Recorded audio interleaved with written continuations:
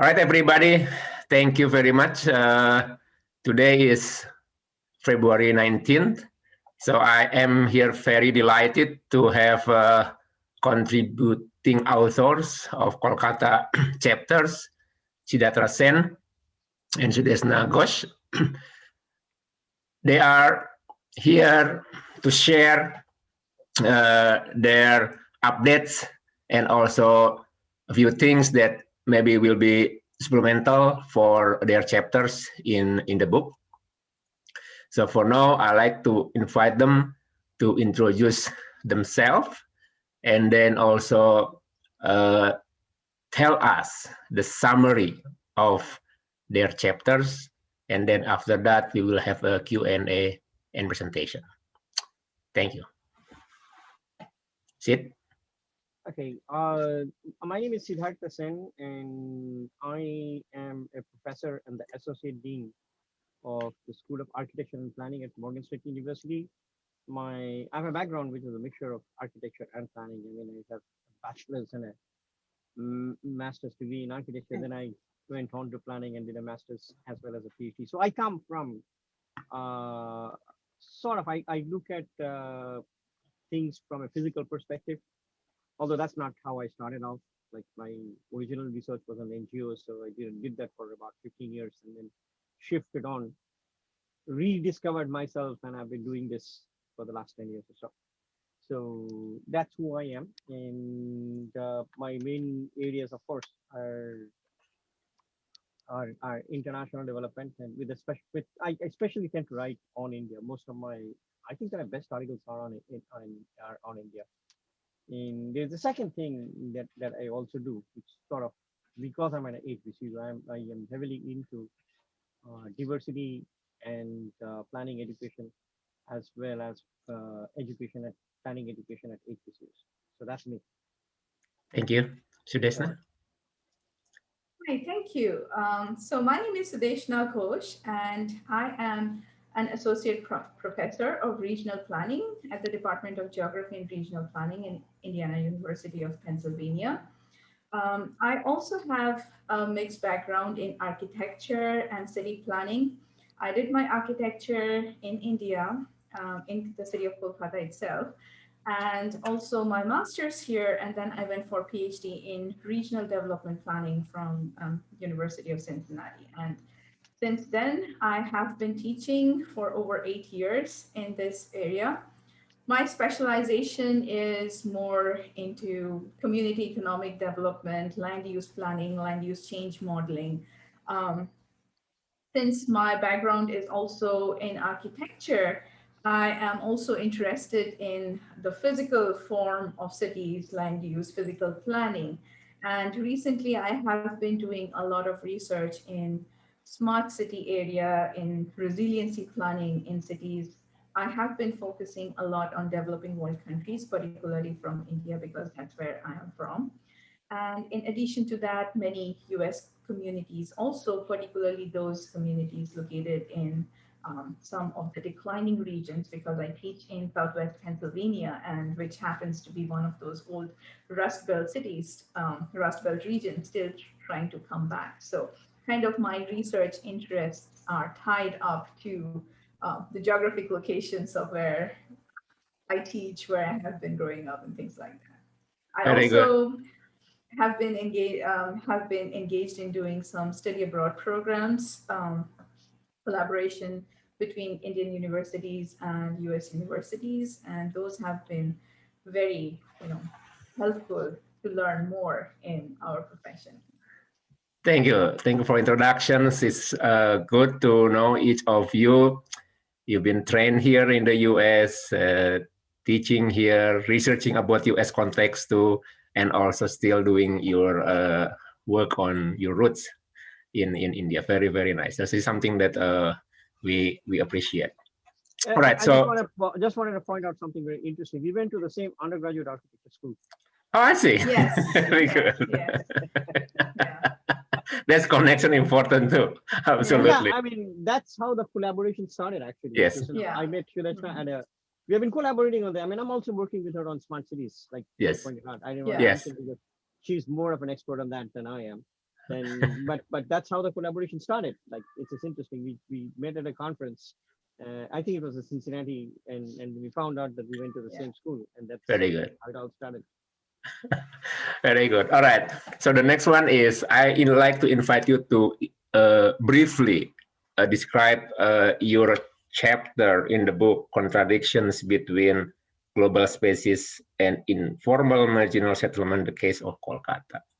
Briefly, because after that I have a couple questions, and then based on my reading of your chapter, and I hope that the viewers will see this as a supplemental of the chapter in the book.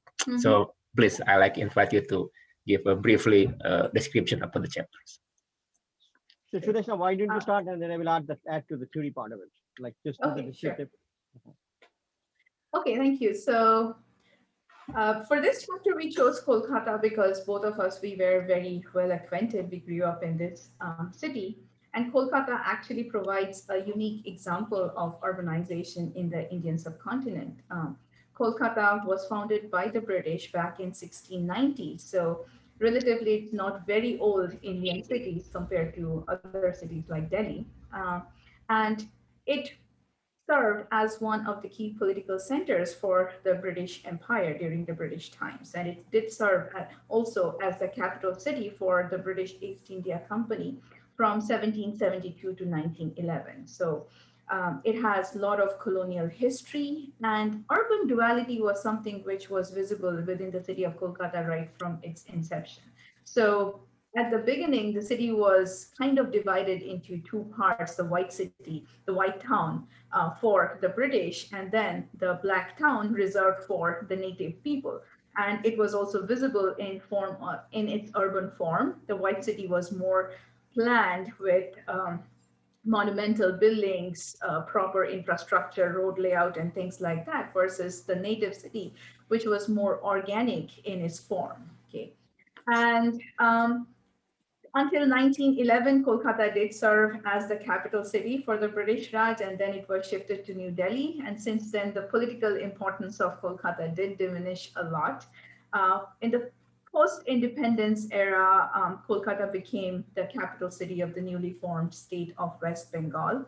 And since then, it has been growing, attracting a lot of refugees, a lot of rural migrant population from the surrounding region. And since the 1990s, with economic liberalization policies in India, many of the Indian cities started witnessing inflow of foreign investments, big multinational companies, transnational companies moving in. The IT boom, which was very visible in Bangalore, it grew so fast.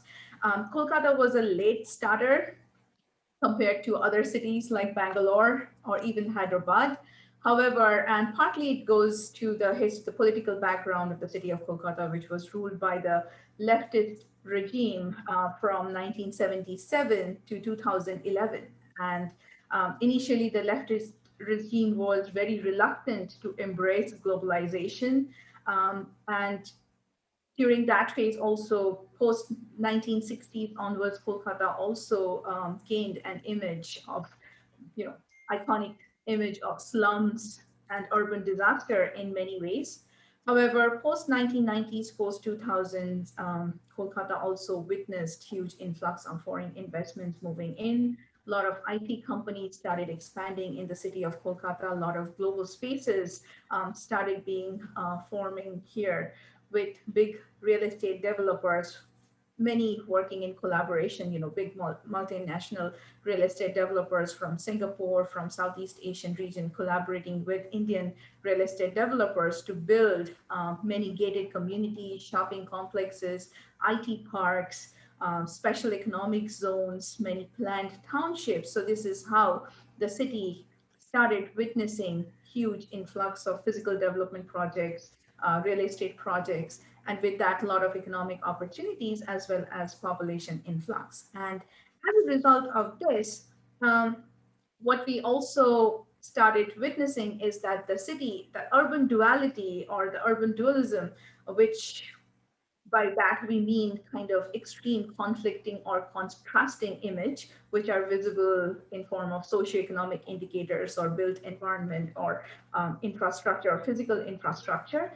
That urban duality also started to intensify much more. So these big real estate developers, wherever they could find big parcels for developing these global communities, gated communities, they would start building that. So as a result, you would see a huge skyscraper, not which is home to really elite population. Some of them are global elites, multinational, working for multinational companies. But the moment you get out of these gated communities, you end up coming to the slums. It's all surrounded by slums and many informal and marginal communities. So this image has intensified way more in Kolkata since the 2000s, which is what we wanted to capture, we wanted to discuss in this particular chapter.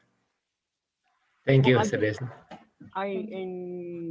we sort of did it from a theoretical perspective, like critical theory perspective. Yeah. So we took the work of people like Ananda Roy. We even looked into Harvey, which is like what talks about the three tiers of capital circulation, like and what has happened. What happened with the Kolkata's growth can be really explained by investment in real estate, because the industry was not functioning. So the government, what you call this, is tertiary sector.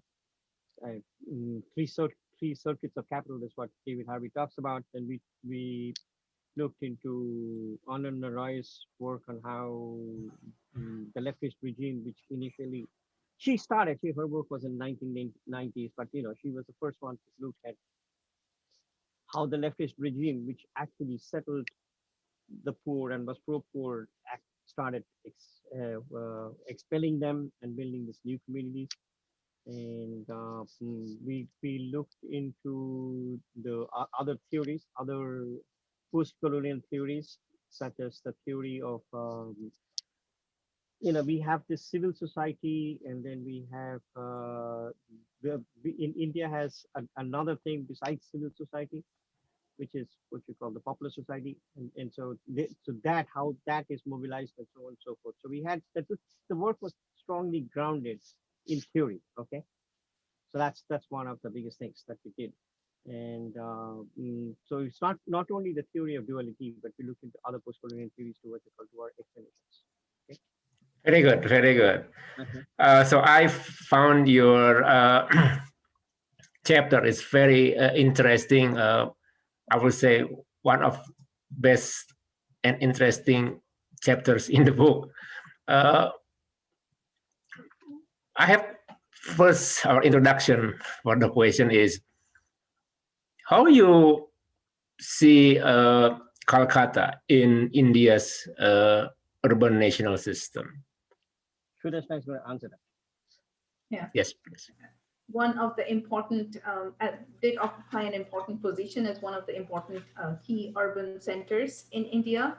It was, during the British Raj, it was the capital city for the British East India Company, and it served as the capital city from 1772 to 1911. And then throughout the early part of the 20th century, Kolkata happened to be one of the four important metropolises in India, the others being Delhi, Mumbai, and Chennai. So, but after that, I would like also to share my PowerPoint slide.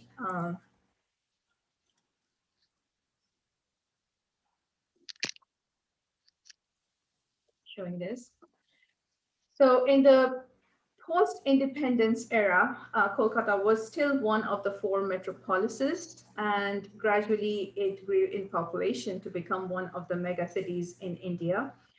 As of now, Kolkata is one of the key cities, but there are many other important centers that has emerged, that has come up. If we look into the GAWC Global Cities ranking from 2020, the Globalization and World Cities Network, Kolkata is ranked as a Gamma Plus level global city.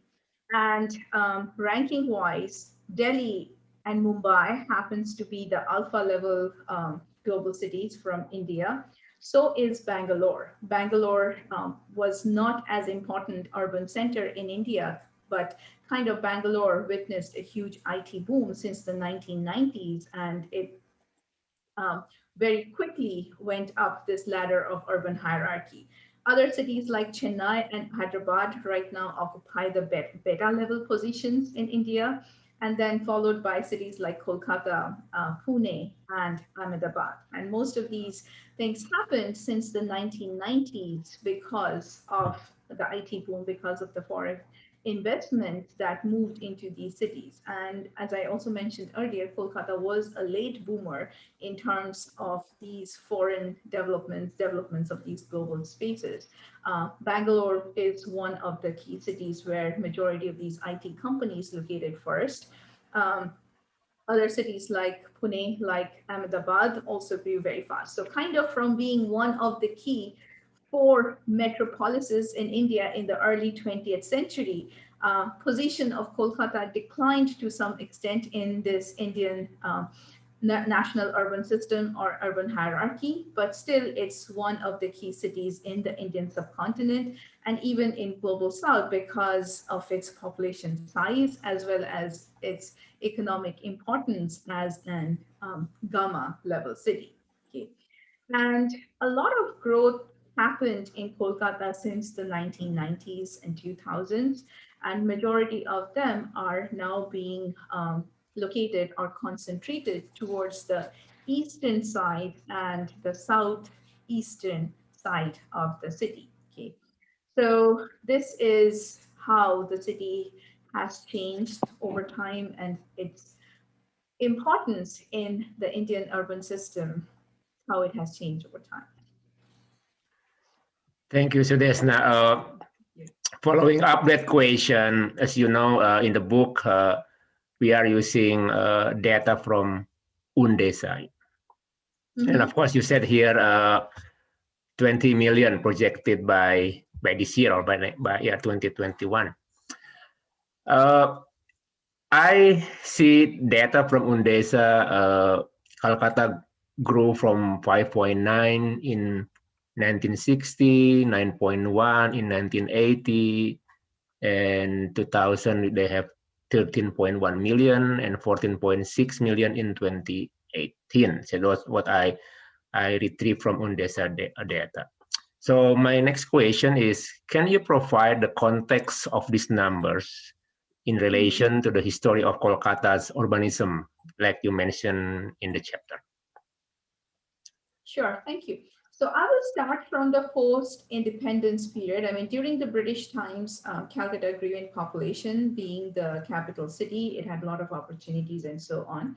But after Indian independence in 1947, the War of Independence itself, and after the country was independent, Bengal was divided into two parts, and West Bengal ended up coming to India, and the other side, or East Bengal, ended up being part of Pakistan. Now it's Bangladesh. So a lot of population growth in the post-independence era, particularly since 1947 until 1960s, can be attributed to the influx of refugees who ended up coming to Kolkata. And according to some estimates, almost 1 million refugees settled in Kolkata within that time frame, somewhere in between 1947 and 1961. And many of them actually were settled in what we call in some of the bastis or squatter settlements in the city that we see today.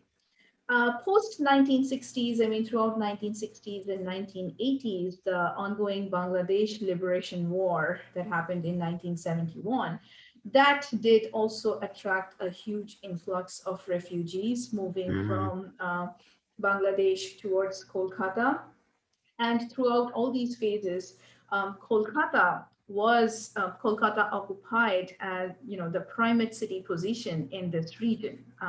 Dhaka was another important center in Bengal, but after independence, Dhaka went to East Pakistan, Bangladesh later on, and Kolkata remained one of the key cities in West Bengal and its surrounding region. So lot of influx of population during 1960s through 1980s, where the refugees who came from Bangladesh. In addition to that, Kolkata also attracted a lot of rural migrants coming from surrounding rural regions of Bengal, as well as the state of Bihar and Orissa, which are just the neighboring states. So this is how the population started growing during that phase. And that point of time, or that time period, is also highly correlated with the huge number of slum formation or basti formation that happened within the city itself. So kind of these political events did shape the urban form, the population numbers within the city of Kolkata. And then post that phase, towards the more recent times, 1990s onwards, 2000s onwards, we see more influx of educated IT professionals, people working in the advanced service sectors, and that happened because of these influx of big companies, multinational companies.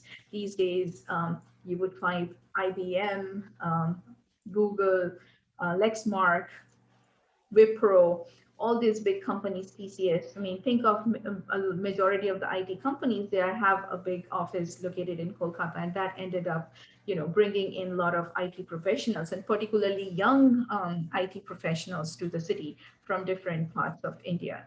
So, and in addition to that, the influx of migrant population from its surrounding regions also continued. So not just high-skilled IT or high-skilled educated professionals, but also rural migrants who are moving to a city for the first time. That trend also continued. So 2000, there had been a lot of controversies and issues regarding the census count in West Bengal, particularly. In 2011, the census count did not reveal much population growth.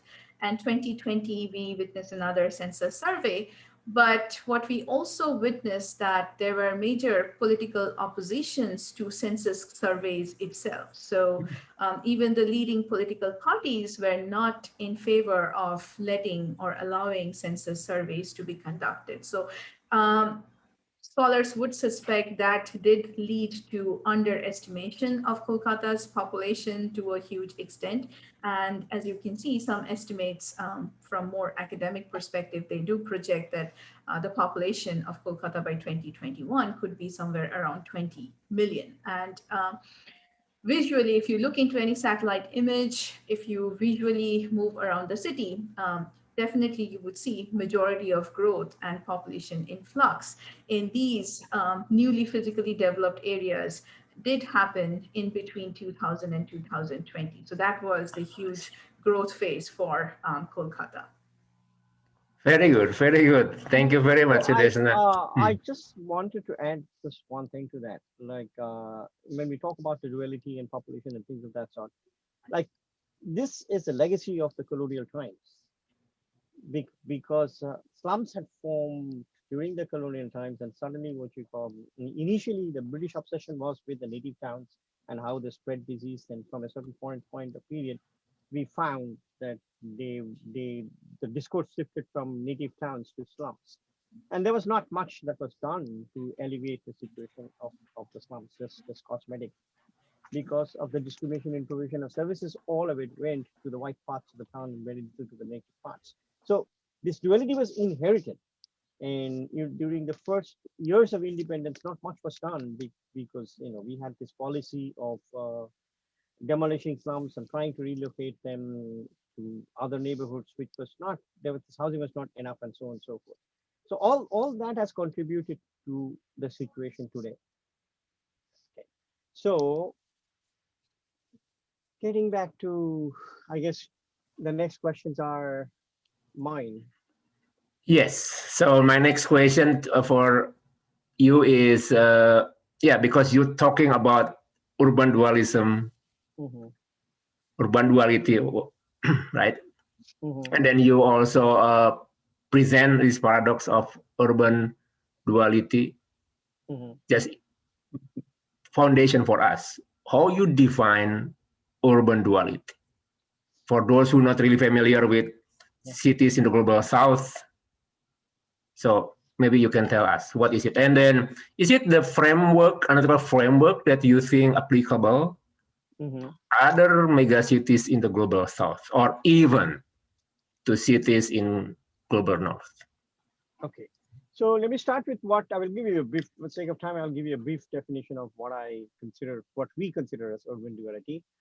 Our urban duality represents the extreme conflict or contrasting image within the urban landscape. The contrasts are highly visible, whether it's socioeconomic or physical, infrastructural, built environment. So in the case of the global south, you see this global images of the west, such as the malls and other shopping centers, as well as the enclosed gated communities. And then you come out, as we said in the beginning, you encounter the real global south, which are the slums, the congestion, the indigenous cities. So that's the duality. I think this analytical framework can be applied to megacities in the global south, especially in South Asia. And so if you look at Dhaka as an example, is a Bangladeshi example, is a quintessential example of Bangladeshi.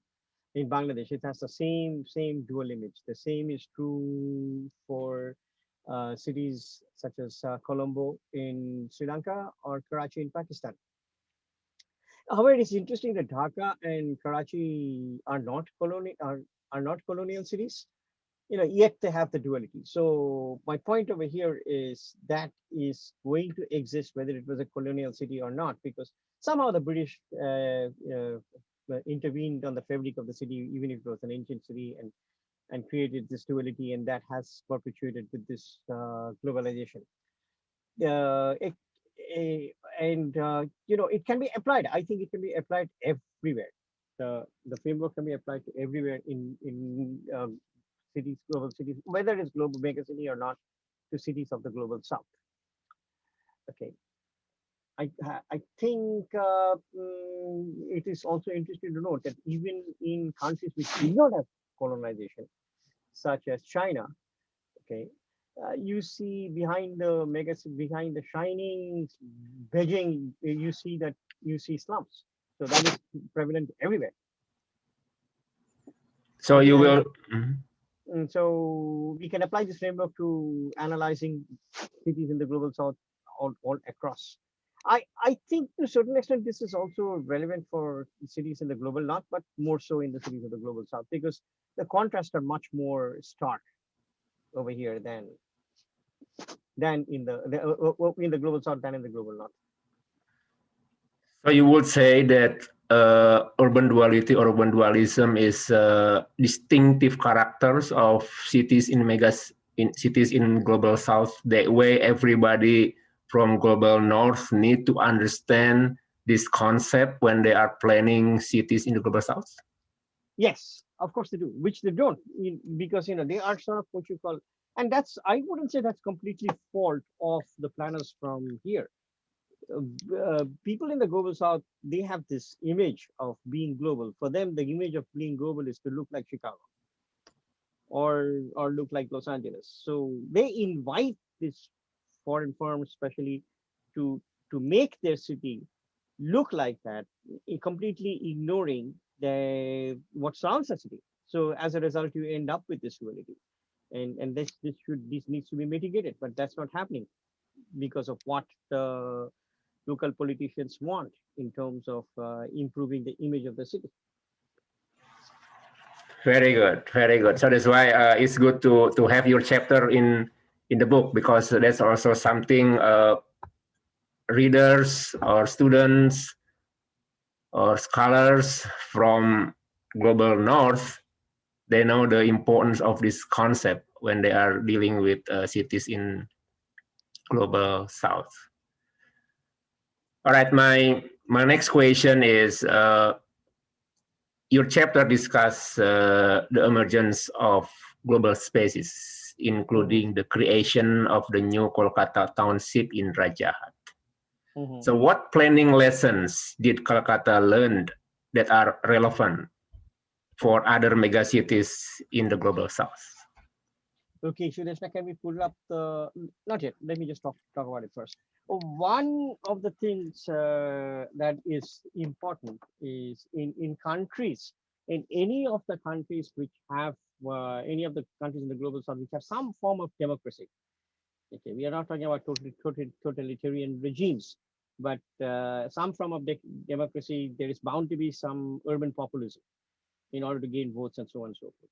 So one of the lessons learned is that this big scale development that goes on can create a lot of political conflict and disruption. And this is where, actually, if you look at the case of West Bengal, we have used the theory also. The Partha Chatterjee's concept of political society comes into play. The political society is outside the civil society. This completes of what we call the urban poor, the people who squat and things of that sort. So with urban populism, the political parties take advantage of this political society in order to gain votes. So one of the reasons we saw the collapse of the leftist government was because they had initially settled these poor, and then they started excluding them and things of that sort. So this is where Trinamool Congress stepped in and mobilized the political society. In terms of Rajarhat, it is interesting to note that despite political process, and there was one resort which was actually burnt down by the local people. Rajarhat was in the outlying areas. A lot of fisher folks and other farmers were displaced. And this is the same Marxist government which was pro-poor started doing that to build Rajarhat. So that serves as a lesson. I mean, it led to the fall of the government. So two things can be done. When one is you can use land banks, and right now and Sudeshna can speak to it later. Like the process of land acquisition in Rajarhat has become much more exaggerated than it was, less exaggerated than it was. I mean, one of the things to do is to we can use land banks and so on and so forth in order to acquire land so that land acquisition doesn't become so pronounced and they displace the poor.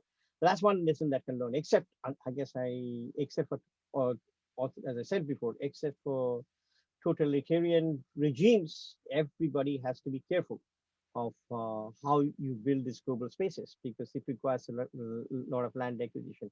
Another thing that comes to my mind is, say, for example, the South City Mall, which is one of the biggest malls in Asia.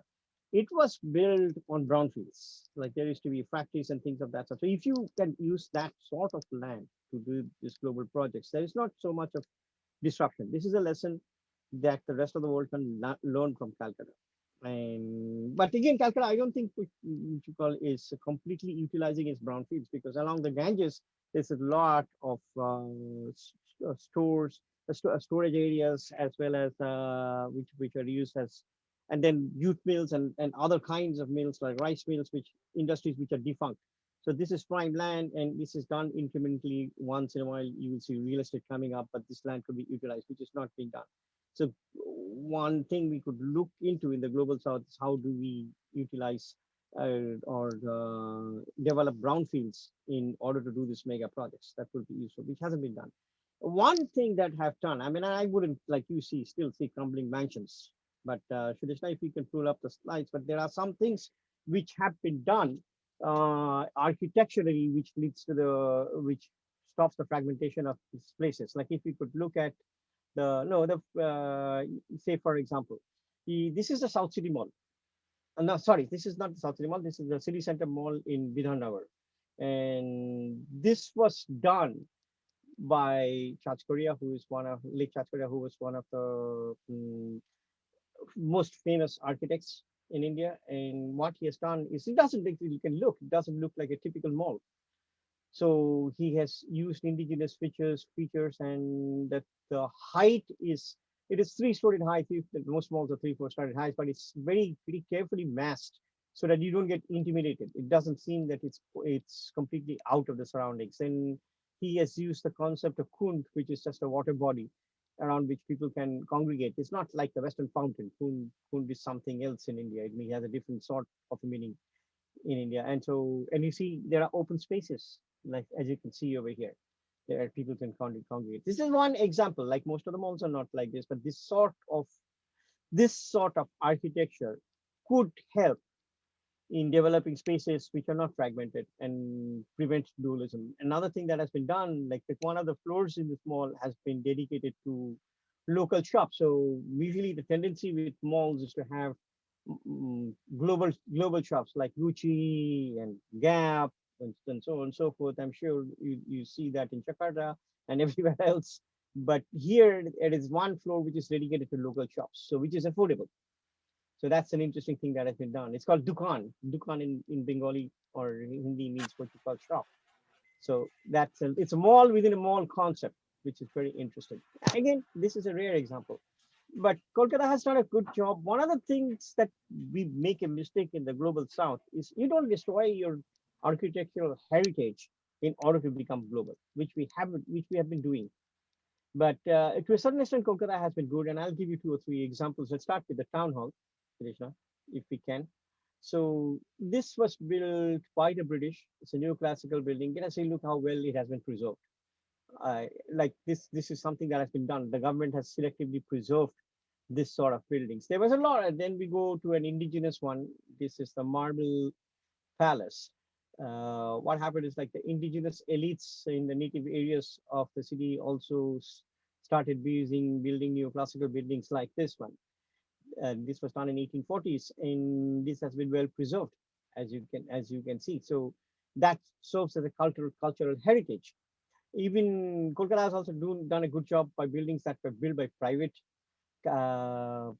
enterprises. Can we pull up the next one? The next slide. Okay, this is the Chorongi Mansion. This is the only example of Art Nouveau architecture in Kolkata. I think I can confidently say that. I don't know whether it's. In fact, I think this may be the only example of Art Nouveau. But as you can see, this was built in the early 1900s by a Jewish real estate baron from Baghdad who made Calcutta his home. And this has been, as you can see, it has been well preserved after years of neglect. So that sort of a thing could be done to completely split up the city and make it fragmented. I want to show you a last example, this is one of the example of Art Deco, rare example of Art Deco in the city center. This is a movie hall. It's called Metro, and it doesn't serve as a movie hall anymore, but they have preserved the facade very well. So this sort of a thing can be done in order to mitigate the bad effects of dualism. What we should be doing is one of the things that leadership in the global south doesn't understand, as I told one more time before, I want to repeat it one more time, is like globalism, making your city global doesn't involve in destroying your heritage, which we seem to be doing.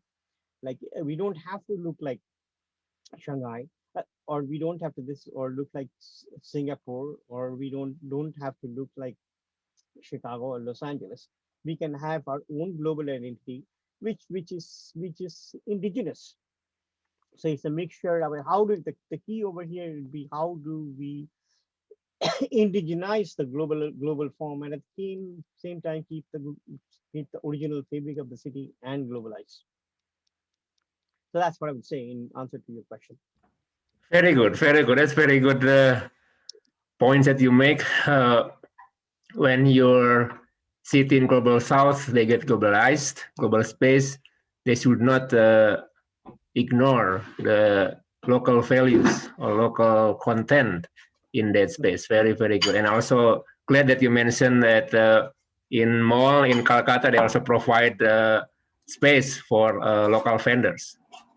That's only one, not local vendors. It's still not vendors, but still it's a lower scale. It's not your Gucci. Yes. Okay. Very good. It's like if each time you enter a mall, it's like you see Gucci, Gap, and what you call Häagen-Dazs, this, that, Starbucks coffee. So this is like somebody in between. It's not the vendors, but still it's somebody in between. Very good, very good. Thank you, thank you. That's a thing that we as a planners try to understand about how we should plan for cities in the global south. Very good. All right, so let's conclude my. Go ahead, Sudeshna. If I can add something to the previous comments, like I have been in Kolkata for the last couple of months, and I have been visiting a lot of these malls for multiple reasons. Yes, they were shut down for a long period of time because of the pandemic, but the food options or the food courts happens to be the most attractive and most vibrant, spaces within any of the malls itself. So for other more globalized malls, what you would see, yes, all these big storerooms, all these big global brands are located at certain floors, and then you have a food court separately, which is always bustling with people. You would not see as many people in some of these high-end stores and things like that. In contrast to that, City Center One, I think, is a wonderful example where architect Korea, he tried to spread out all of these activities in a very, uniform way. So you would not see like clusters of people or groups of people concentrating or, getting into one particular part of the mall, but because of all of these local options, food options, henna options, all these small stores, they are spread across the mall. So kind of that provides an interesting example of a vibrant bazaar as a whole, rather than, a 21st century shopping mall with this. Although city center does have everything, but still it kind of creates a different ambience than majority of the other malls. And this is an exception. This was an exceptional architect. So this Yeah. is not the norm. You got to understand. But that can serve as an example and a lesson for the rest of these. The question of what lessons we can learn, and that's a big lesson that we can learn. Thank you very much. Thank you. Yeah. That's why I see this video presentation is valuable because it's become another I would say supplemental informations knowledge that we can share with our viewers to understand better about cities in the global south. All right, so in the last 10 or maybe 5 minutes, I invite you to give a concluding remark. What you have, what you can share with us after you wrote that chapter, and of course after you presenting these video presentations. Start with it. Okay. I mean, like you want additional, like, can you clarify what you want? Oh yeah, concluding remark. So after you wrote the chapter and then after you make these presentations, so what is your concluding remark? What you like to share with us, viewer? Well, what I think is this sort of one of the things I would like to share is I would like to see more people from. You said that right in the beginning, that one of the things, good things about this presentation is like we both grew up in Kolkata. Sorry, I couldn't say Calcutta. That's a British term. Mhm. And what I would like to see, like an Anthony King, who actually is the pioneer of this sort of studies, like has urged us to do so. He says like the real post-colonial scholarship should begin with people from the global south looking at cities in the global town south in terms of research, because there's a better understanding.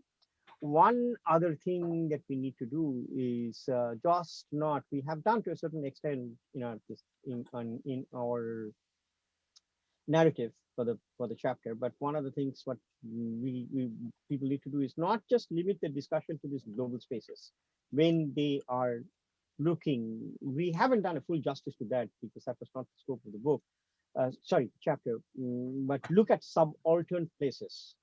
Like this is what the post-colonial theorists are asking. Mm. So how is globalization being, to a certain extent, we have seen that, both of us have seen that, like globalization is also taking place in the slums. So how is that taking place? What are their aspirations? What do they do? And that's a relatively understudied area as to look at globalization from the bottom. So that needs to be studied. I don't think we have done that. Also, another thing that is lacking is like a comparative perspectives. How does, I mean, to a certain extent, what I talked about is like completely anecdotal. Like it'd be very interesting to compare and contrast, say, China with India, because the land acquisition is like entirely different. Like the Chinese government can acquire any land and do whatever they want to without any opposition. Mhm. So it's easy to transform Beijing and hide the poor. And countries with little bit of democracy, especially in the global south, cannot do that. So it would be interesting to look at. And again, they vary. Like like the cities in Latin America are very different. This is more authoritarian. More things can be done than India. And even within India, we see like differences need to be studied. We talked a little bit about it in our chapter, but not too much. Like it's easier to acquire land, say in Delhi, than in Kolkata, which has a history of leftist regimes and populist governments. So these differences, like globalization is not seen, and creation of global places is not seen across the global south. I mean, it's like you can use the same basic principles, but Mhm. there are differences which needs to be studied, which I think is lacking in the literature as of now. Very good. Thank you. You're Sudeshna, welcome. maybe you can close the share. That way we can just three of us. Yeah, sure. Thank you. All right. So your Thank you. concluding remark. Go ahead. So I would like to draw from Dr. Sen's point. Yes, Kolkata has been witnessing a lot of globalization, and it has been happening at multiple levels. So yes, big global spaces, gated communities, multiplexes, shopping malls coming up, which happens to have created or promoted more social disruption in the urban landscape, but not necessarily it has happened in every aspect, within the urban landscape. Mm. Globalization also happens at the bottom level in the slum areas, in the informal neighborhoods, which also have become, have started embracing more smart city models, are definitely big examples of resiliency models and so on. We also witnessed a lot of globalization or urban spaces getting globalized in many of the middle class neighborhoods, which is another area I think that could be investigated further. And some of these cases, there had been many good examples of such cases also, where the city has been successful, or those neighborhoods has been very successful in preserving their architectural heritage, their cultural heritage. And there are many examples from North Kolkata itself, where many of these historic preservation projects, small scale projects, did encourage a lot of community spaces where people still get together and mingle. You would find many of these vibrant places, vibrant examples of global spaces in Kolkata. And then there are some of these extreme examples more towards the outskirts of the city along the eastern bypass, and then some within pockets within the city. So I think we need to study more from these other middle class and middle income neighborhoods, how those neighborhoods have transitioned within the city of Kolkata itself, how slums are transitioning. So these are some of the very interesting, and Kolkata I does see. have unique example to unique case study to offer in each of these areas. So I think these are some of those interesting areas which would be wonderful research projects to move forward from.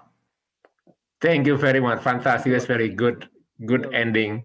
So thank you so much again, Sid and Sudeshna, for being part of the book, writing chapter, great chapter about Calcutta, and also now video presentation on Calcutta too. So thank you very much for You're your welcome. You're welcome. time and your Thank you. cooperation here. It's a pleasure. You're welcome. You're welcome. All right. Thank you so much. Thank Bye. you for inviting us. Okay. Thank you.